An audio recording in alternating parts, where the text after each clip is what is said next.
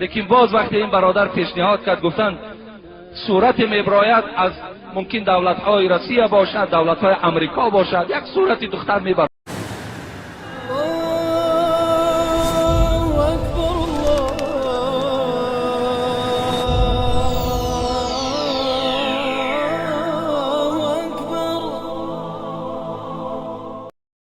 یک روز یک برادر دیگر برای من پیغام کرد که همین در جمعه رسان، پیغام اونم در ذمه ما شرط است.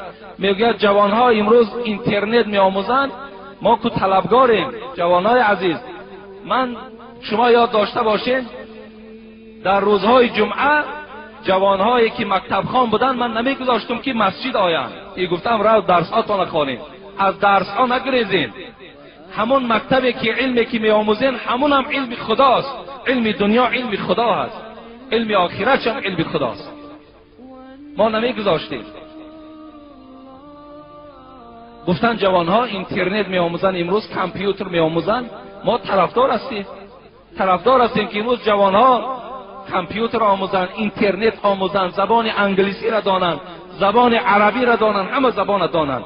لیکن میگوید میدانین که در داخل اینترنت اینا چیکار میکنند؟ اینها با طریق اینترنت زنا میکنند. چگونه؟ در اصل این وجود داشت، من این داشت، این سخن من شنیده بودم. لیکن باز وقتی این برادر پیشنهاد کرد، گفتن صورت میبراید از ممکن دولت‌های روسیه باشد، دولت‌های امریکا باشد، یک صورتی دختر میبراید. از این طرف این جوان ما و شما، از اون طرف اون دختر با یکدیگر صحبت میکنند و در حالت صحبتشان سر میکنند. مثال وای از اونجا میگوید تو لباس بدر کن، کرتت بکش، وای هم کرتش بدر میکند.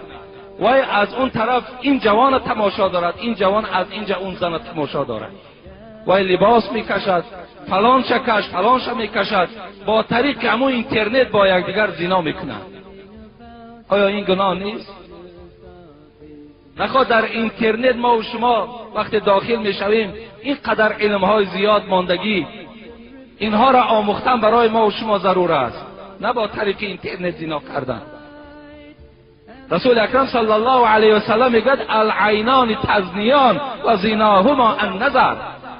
همین برابری است که انتناها همه منافسات کرده است، بس نیست؟ رسول اکرم میگوید چشم ها هم زنا میکنند. زنای چشم چیست؟ نظر کردن بر حرام کرده های الله، این هم زنا میکنند.